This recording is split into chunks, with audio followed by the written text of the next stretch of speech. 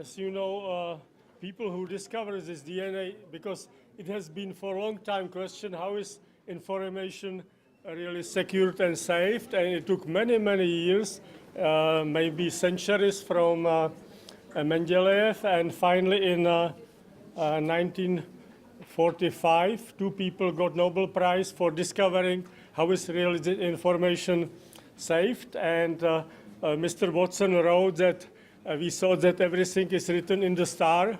Now we understand that everything is written in our genes, but he was wrong. And the reason why he was wrong, that even if you have the same gene, you can basically end up a very different way. And it started with analysis of twins. Question was, you have identical twins, and they can end up very different way in their life. And question is why? Because they have exactly the same genome, sequence is exactly the same. This is only exception basically around the world when two humans, they have exactly the same information. And very often, one is very healthy and one dies from some strange disease or very serious disease. And this basically, this question started up with completely new study, and it basically opened this arena of epigenetics. It means control above genes, because in the past we thought, okay, recipe is written, we understand everything, or we will understand everything. Problem is, it's not true. There is mechanism which goes above, and this area of epigenetics started. Basically, this is something like if you have, we all play with balls, and when you put it from the hill, question is which way will ball go down? It means this is still open question, what value choose, and basically this area started not long time ago, and even if you have same genes, there is a control which is fortunately reversible. Once it's written a certain gene center mutation, it's forever. But this area of epigenetics speaks about reversible possibilities, speaks about cellular memory, and the basic message is you can silence or overexpress certain genes. It means basically control tells us how is information used. This is basic message. It means this is all. You have the same information, but life still can be very different. And it was very puzzling why, because information is the same. And again, solution came from possibility to silence or overexpress certain genes. This is take-home message. How is it done? Now I cook my chemical soup, because I am an organic chemist by training. And it works by three different mechanisms. And basically, you can silence or overexpress information several ways. One way is you change one letter C, cytosine. Here you see chemical structure, and it methylates in 5 position its enzymatic process, and you can control it or by food or by by drugs. It means this is one way how you can switch on or switch off information. Second is to control interaction with histones, because remember from school years, DNA is polyanion. It means it has on surface many negative charges. Of course, negative charges, they like to attract positive partners, and positive partners are basic amino acids. It means basically by acetylation and deacetylation of amino acid lysine, you can switch off and on. Excuse me.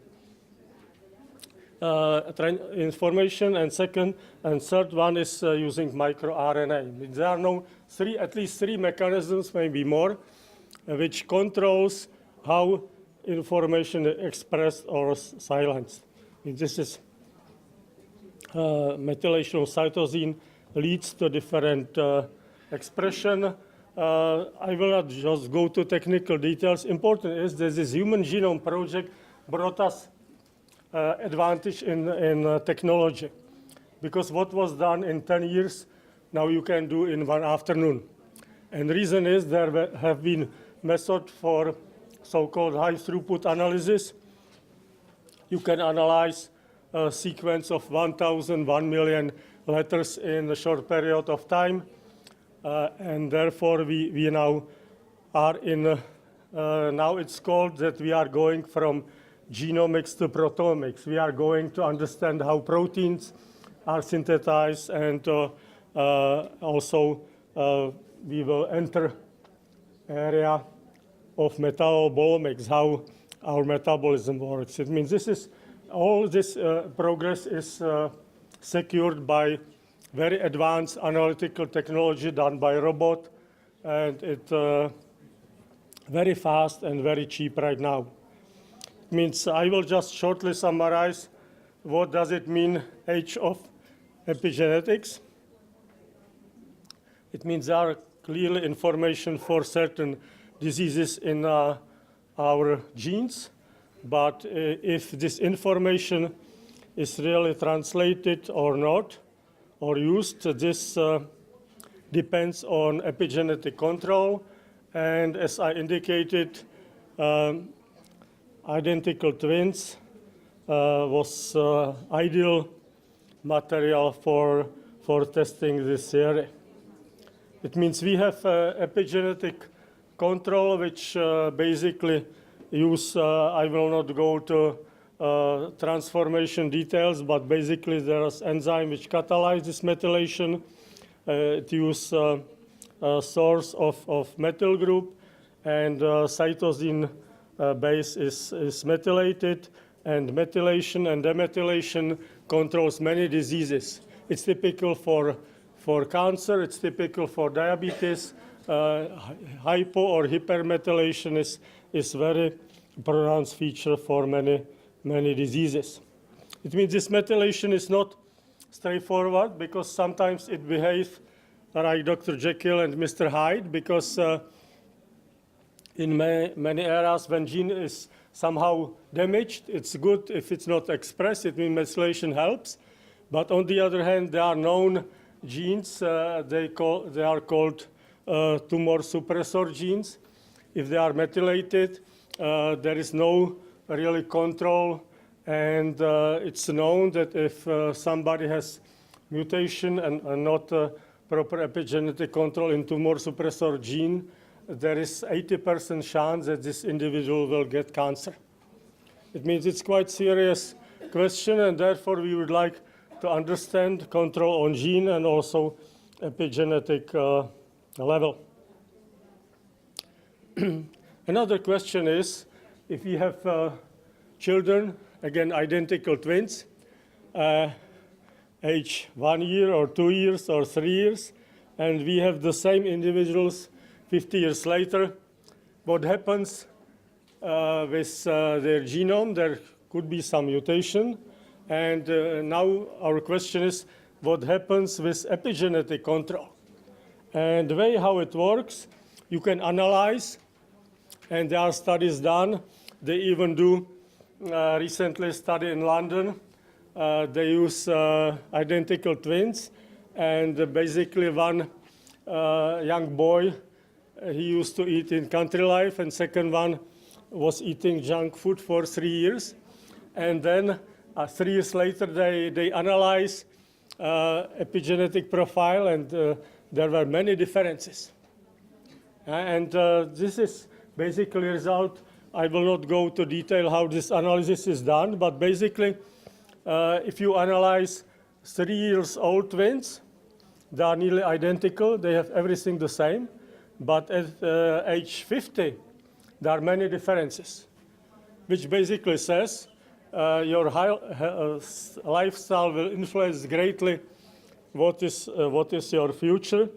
And now we have tools, we have basically methodology how we can control, how we can map methylation, how we can determine also this histone acetylation, deacetylation progress, we can also monitor and analyze microRNA. It means technology is here, and we can basically predict what is our risk, what is our future. It means epigenetics has now quite clear clinical consequences, and it will be used in the future, I believe, very practical way. It means take-home message is that whole this story is about switching genes on and off. It was quite brilliant discovery. Guy who developed it and recognized it got Nobel Prize last year for medicine.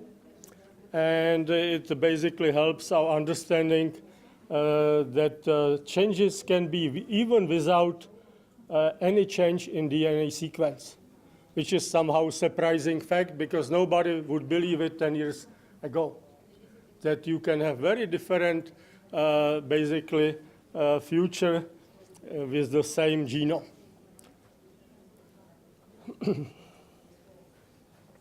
It's a difficult task to measure it because basically they identify certain areas, certain genes where is danger for, let's say, development of diseases. It requires a lot of work, but as I mentioned, technology is there, and we can analyze now 30 million points across the human genome, and technology basically allows to tell you, look, be careful, you have one mutation which you inherited from your mother or father. Unfortunately, there are diseases when even one single point mutation leads to disease.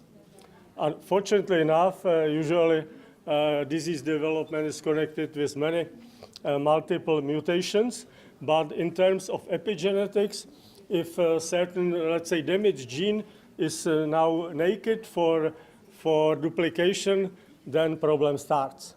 And it's controlled mainly by methylation and histone deacetylation. It means now, basically, I analyzed literature in the last 2 years. There are studies concerning with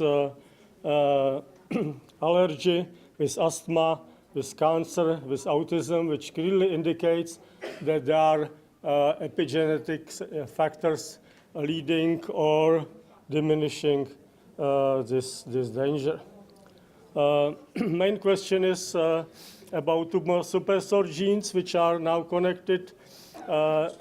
Heidi mentioned in the morning lecture that it can go over generations, and unfortunately, recent studies show that if your father or dad was smoker, even a grandchild can develop lung cancer without any cigarettes around the whole life.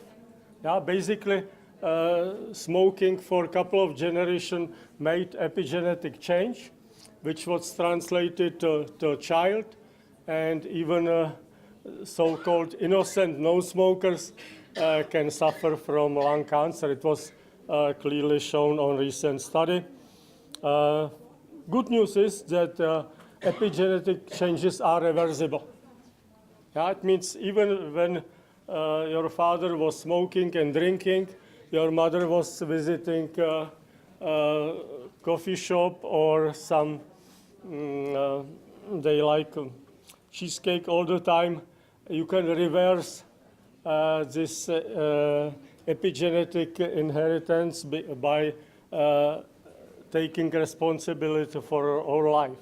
Yeah? What is mutation? We cannot change, but we can change epigenetic control because this enzyme can methylate and demethylate. It can be turned off and on, and then it leads to switching off and on gene. It allows also early diagnosis, which is very important because to determine risk control is very important part of medicine, which is now in big progress. Also, many studies are done on animals because it's easy to control it, and there were many studies already mentioned. When you have good diet on animal study, usually recently was done a study when nutrition for rats contain many nuts and many basically food stuff which helps to develop neurons in your brain. Kids, so-called, were much smarter, bigger brain was developed. It means by diet you can develop how smart will be your child. This is just good message. And the reversibility, of course, it's good news because we did not select our father and mother. But what we can select is how we can control and how we can change these epigenetic factors. And here there are some projects, basically they conclude that there are natural ways how to control it, and there is now a big discovery or big effort for pharmaceutical companies to develop the drugs which will control epigenetic factors. Here is some information. Basically, new drugs, they deal with DNA methylation, demethylation, and histone modification, and main focus is again on tumor suppressor genes. Now I will just briefly mention also there is a natural way how you can control epigenetic factors. If you like red wine, it's good news. If you like curcumin, if you like couple of substances which are written here in blue, they are known already and discovered they can control really epigenetic factors. It was published some time ago, and curcumin is a very nice molecule. If you like Indian spices, it contains this substance, and basically it works such way that it controls. It was published very recently. It can induce epigenetic changes based again on mechanism which we already know, that by methylation, the methylation of cytosine, you can switch off and on. And I will just briefly mention that there is a really big influence of nutrition. This is the main topic of this conference, that you can really control your future, what you eat. Usually people believe that pregnant mother is leading figure for future of child, but as we already discussed, also a fat father can influence very badly future of children, which was discovered just this year and published in well-respected journals, because there is information also from father which basically translates, and it lasts at least for 2 months. Sperm, before sperm matures, it influences future of child. It means definitely this kind of father does not represent a very good future for children, and usually they behave very similar way. We know it very well. There is more this epigenetic controls deals with this non-coding region, and this is used basically in many areas. We are using it for also for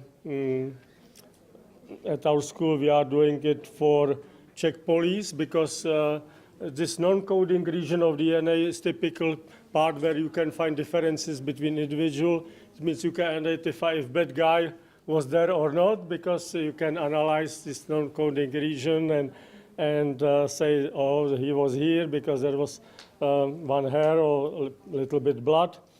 And all this study, I will just conclude with this picture. My friend from office, yes, this is 2 nice boys. They had to pass the same surgery. They have exactly the same problem. Sometimes the mother can recognize them, but not father. Therefore, he buys for one same T-shirt, but at least one is with white and one with red letters. Otherwise, father is not able to recognize them. And I used to have also my classmate, identical twins, and then one was good for history, and he moved from one class to another, and he did everything for his brother. And but question is, what happens later on? What happens 20 years later? And here is example how epigenetic control can really work. These two ladies, same age, but one is in very good shape. One is very healthy, and second one is very sick. In spite that initially they have exactly the same information. Gene is the same, but epigenetic control is now very different. It means this basically shows that nutrigenomics field is very important, and I will finish just this figure.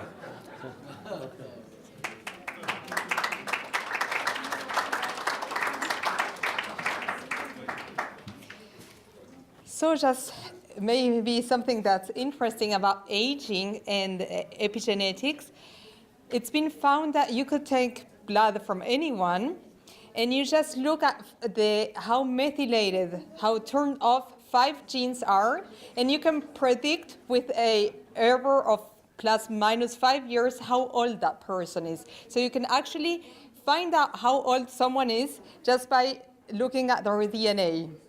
Yeah, that's being used in forensics right now. So that wasn't my picture. I don't know what. So I think before, maybe I don't want to bore you with epigenetics, and since about 1 person every 2.5 persons will get cancer or already has had cancer in their life, I think I will speak a little bit about cancer, and then if we have time, I go on back to the things I was talking about, because I think cancer is something practical. Either we or someone we know will get cancer. So let's see. Yeah, okay. So what is cancer? What is the definition of cancer? What happens? We used to think cancer was something where something went really wrong with one gene. You had a couple of mutations, and then this cell could divide as many times as it wanted, and you had cancer. But a new definition, just fresh from the American Association of Cancer Research now in March, is that cancer is a state in which the epigenome is allowed to have greater plasticity than it is supposed to have in somatic tissues of an adult. So, like, it has more free room to do whatever it wants in that one cell. And it can turn off and on more genes than it should do. And it's just playing around, turning genes on and off until the cell has the capacity to divide itself. Or it's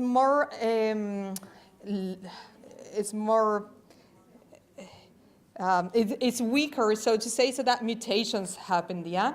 Maybe it should have it early in development, this plasticity, but it is that very process that is reactivated, and it leads to this epigenetic heterogeneity, and that leads to all the various hallmarks of cancer. So here you see, and Professor Kral already mentioned, we have 2 different kinds of genes that are important for cancer. We have the tumor suppressor genes and the Proto oncogenes. So one is like the brake. One says, no, stop, you're not allowed to go on. Cell, you want to divide? No, you have to stay just one cell. And the other ones, the Proto oncogenes, if they get activated, they're like the gas pedal saying, oh yeah, let's give it, and let's drive very fast. So usually, you shouldn't have any expression of the proto-oncogenes, and you should have a lot of expression of the tumor suppressor genes. And if something goes wrong, then the cell should die, should go into apoptosis.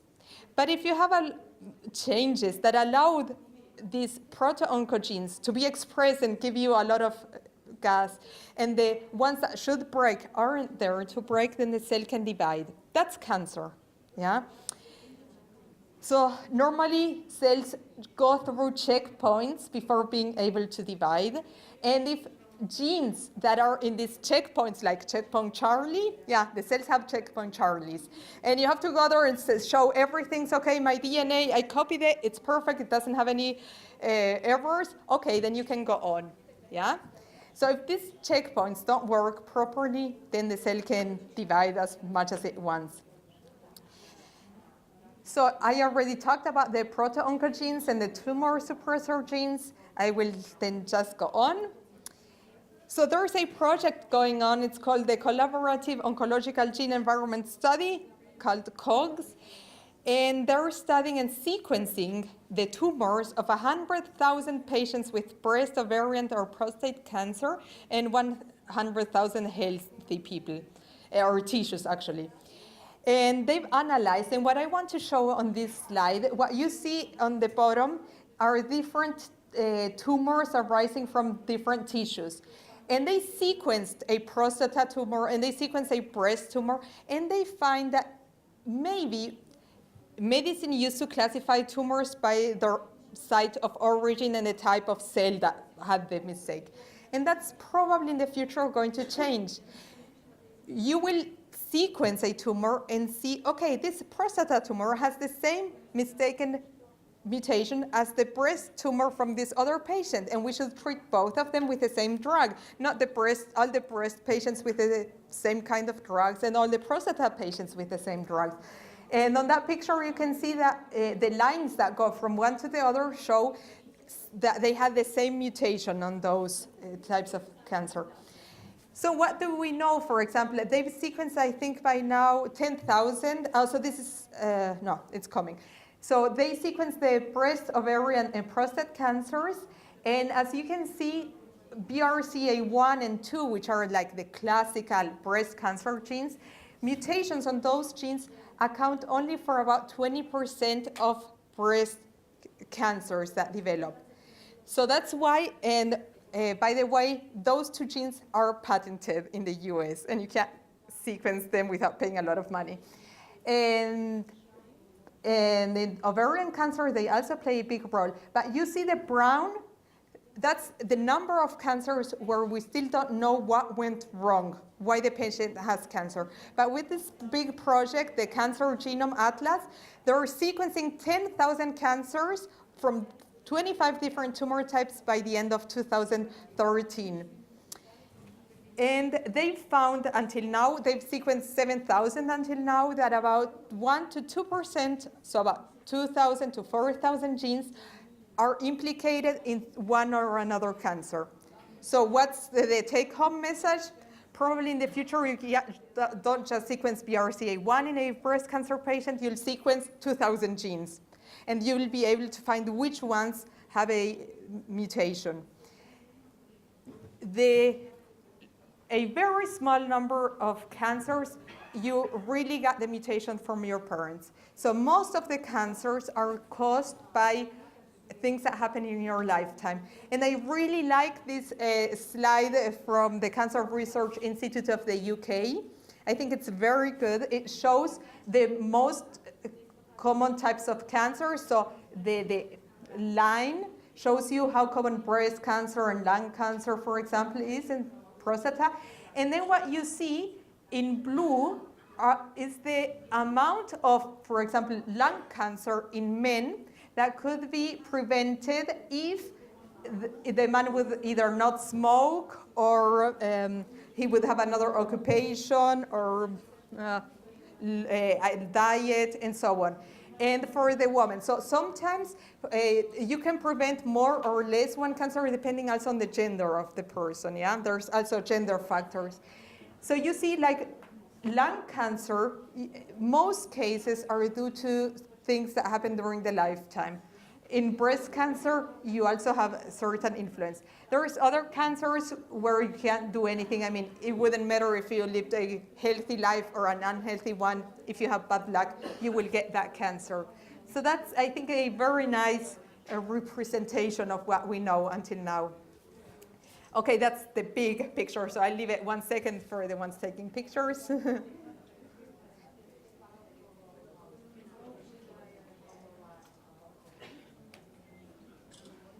So you see tobacco is the one factor which plays the highest role in cancer development. But overweight and a wrong diet, so tobacco is responsible for about 30% of cancers, but overweight and wrong diet are responsible for another like 20%. Yeah, so think about it. Right now, we're at the point where we know that if we could sequence and find the specific mutations, there's so many drugs in the market. And if we knew, okay, it has this mutation, we can use a drug that was being used for something completely different. But we know, that drug has as a target this gene that is mutated in this melanoma, for example. There's a new therapy for melanoma that came out last year because of this. And now many melanoma cases can be treated thanks to that. So the classical model said you either inherited or because you smoked or were exposed to UV light, you got mutations, you develop cancer. The new model about cancer is that during your lifetime, your epigenome, depending on how you live, becomes more unstable. And when your epigenome becomes more unstable, it can't control things as it should, and then it's easier to get a mutation. So in the end, you have a mutation, but it's not the first step. It's a result of epigenetic changes. And yeah, here you can see, for example, in a healthy person, you shouldn't have any you should have expression of the MGMT gene. So this is what you're seeing on the top left side. But in many cancer patients, when you sequence their tumor, you see that at the beginning of the MGMT gene, there's a lot of these methylation marks. So it's been turned off. There's no recipe being cooked of the MGMT gene. The MGMT gene or protein is necessary for normal functioning. And the other way, the same thing with GSTP. So what you can do, I will skip maybe this one. Just let me tell you that the ideal situation is that you have normal DNA methylation.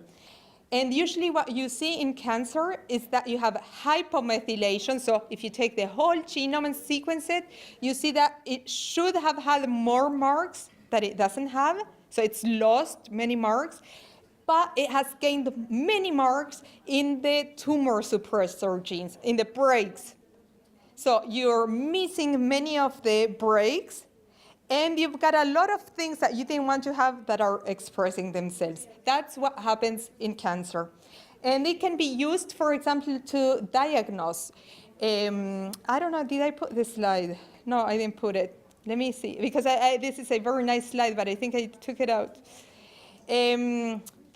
I don't know how many of you have had a colonoscopy. It's not so pleasant. Okay, there's one person who's had a colonoscopy. Right now, but it's meaningful to have a colonoscopy, you know. Right now, there's a company in Germany that already is allowed to sell a product where you just draw blood and you look if one gene that is normally expressed in the colon, if that gene is more or less methylated in blood. If you find that many copies that you find in blood from that gene are methylated, it means that that person is probably on the way to developing colon cancer. And actually, it's as reliable as a colonoscopy. So, just to show you this is coming. So it's going to be able to allow us much more precise diagnosis. This here, I don't like these microphones, I can't point things. So what you can see is different patients, and you can see that the P16 gene is one of these tumor suppressor genes, one of the breaks. So you want to have a lot of this break gene stopping the cell that has some mutation from dividing. And you can see they had been following patient number 1 because it had a mild dysplasia. And then they took blood and they saw, okay, there's the P16 gene is a little bit methylated, so we still have a lot of copies. But then, 9 months before diagnosed with this cancer, there was less expression of the P16, and at the time of diagnosis, the gene was really methylated. That's why you have this bright white band there where it says 0, yeah? So now that we're beginning to know this, you can just follow up the patient, do screenings, or if the patient has already been diagnosed, you can follow him up and see, okay, are the tumor, the break genes, are they active or are they inactive? And that's being used for selection of therapy and the prognosis and making different decisions. So here you see on this picture the different applications of epigenetics in cancer therapy and diagnosis. First, you try to get the global profiles and or the single markers, like the example that I gave with the MGMT gene, and you can use that to see if the therapy worked. If you treat the patient and 2 months later you take blood and you still don't have a lot of expression of the MGMT gene, then you know I have to go for another therapy. Or you use GSTP1 for detection. And this is already being applied. The good thing is that if you look, so what you're seeing in the middle of the figure are these histones, yeah? And there's the 2 round things on top that says HAT and HDAC. Those are the enzymes that put things on the histones to open up or close, yeah? And as you can see on top of the HAT circle, it says galcinol and curcumin. So galcinol is in Knoblauch, in garlic, thank you, for example. And curcumin is in this Indian spice that many people use. So those 2 things are natural elements that put a brake on these histone acetylase transferases, and they help, regulate this gene expression thing. So there's different drugs being developed to turn things on and off, but there's also natural things. Just to show you that this is being applied, it's not science fiction anymore. I think this is in Minnesota. They're sequencing the whole genome of tumors. And they found, for example, let me see, in 77% of the tumors that they sequenced, so that's the 3rd line, they found that they had at least 1 actionable alteration. So they sequenced the whole thing and they found 1 mutation for which they knew we have a drug that attacks exactly this mutation. And that's much better than just saying, oh, it's breast cancer, let's use this, or it's prostate cancer, let's use that. So these are things that are going on. And well, we're going, let me see, this table, you will get all of this. So why carry out a genetic test in cancer cases? It will probably provide information that will help improve management, for example, developing a metastasis. It can help you monitor treatment efficacy much better than imaging, much better than having an MRI or something like that. And of course, you can, if you suppose it could be something hereditary, you could offer testing to relatives so that they will know, even before they develop cancer, that they are at risk. So the things that are being talked about is that cancer gene testing will probably become available and used every day in about 5 to 10 years. So I guess many of us, I hope I won't develop any cancer in the next 10 years, and who knows, I have a chance of 1 in 3 of developing cancer. By the time I develop, probably testing will be available. And another, I mean, just to open up your vision, what's going on. So this is an idea someone came up with, pap smears. Every woman knows them, to see if you have endometrial cancer. Now someone came up with the idea, we have cells from the endometrium, but we might have a couple of cells also from the ovary, cervical cancer is with the pap. And they thought maybe we have some endometrial and some ovarian cells that just, fell down and we got them on the slide. So they sequenced and they found, and they had the patients and they had controls and they didn't know who had what, but they sequenced and then tried to identify typical known mutations for endometrial and ovarian cancer, and they could do it. So without any invasive testing, even if the tumor was really small, for example, ovary cancer, you usually detect them when it's quite late, they could detect 41% of the ovarian cancers just from the pap smear, getting the cells and sequencing their genomes. Another very smart application, and this is still in development, so this is not being applied yet, but I think it has promise. Someone came up with the idea, when a woman is breastfeeding, in the milk, you actually have like 40,000 cells from her breast tissue. So let's sequence that tissue, that cells. And here you see on the left side are the results of the methylation that they studied from a group that they knew had breast cancer or developed breast cancer in the next 2 years. And on the right side of a group of women that didn't have and didn't develop any breast cancer in the next 2 years.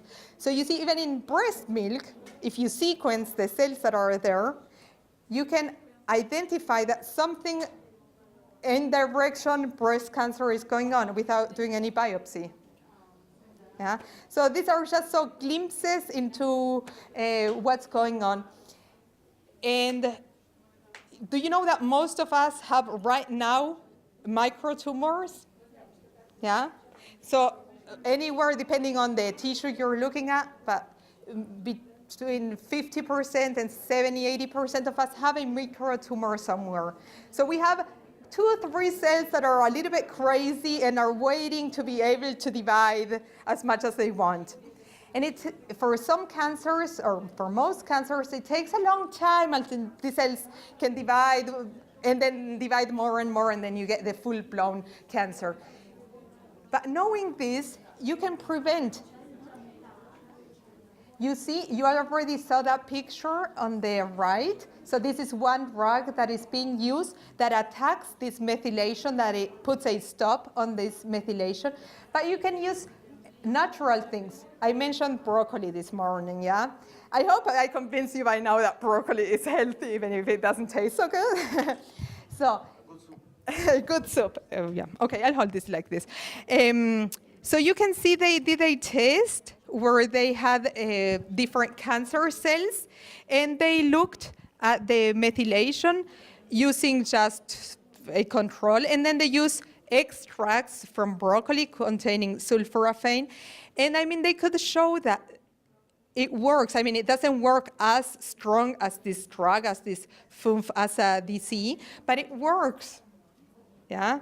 So eating the right things will help you to put a brake on your cells.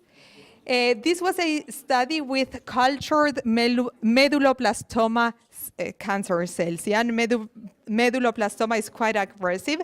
And you can culture cells for a couple of days on little plates. And they gave them different vegetables. So you see the pictures on the bottom, the names are in German, but I think you recognize the pictures. And as you can see, red beets were the ones that helped the cells stop dividing the fastest. So like red beets, like really told the cell, you can't continue dividing. You're a cancer cell. I don't want you to keep on dividing. Yeah. And you see other vegetables that have an effect. So we have different vegetables. Some will have an effect for one thing, some for another. So just eat a quantity and different types of fruits and vegetables. God has provided all we need in them. So if you have some cancer diagnosis or you know someone who's getting a cancer diagnosis, I just want you to be aware that there are different types of tests available on the market right now that help find out which gene could be mutated and helps a lot in deciding which one is the right therapy. So not every oncologist will tell you this, but I want you to know this because, I mean, if you are in that situation, maybe you will decide to have some of these tests, and what you see here is which tests include which genes. This is what the slide is showing. So I think we'll stop with cancer here. This is an interesting webpage also if you want to look up more, and we'll take a break. And let's say, okay, there's a question. Which way will the test help in the treatment? On deciding which chemo drug, for example, to use. Because there's even drugs that were on the market for something totally different than cancer treatment. But that we know, okay, this drug has an action on this type of protein. And if that's the protein that is mutated in this cancer type, then you can take that drug to, I mean, it's all quite experimental yet, but I mean, it's being done, and the results are very good for some cancer types in some patients, so yeah.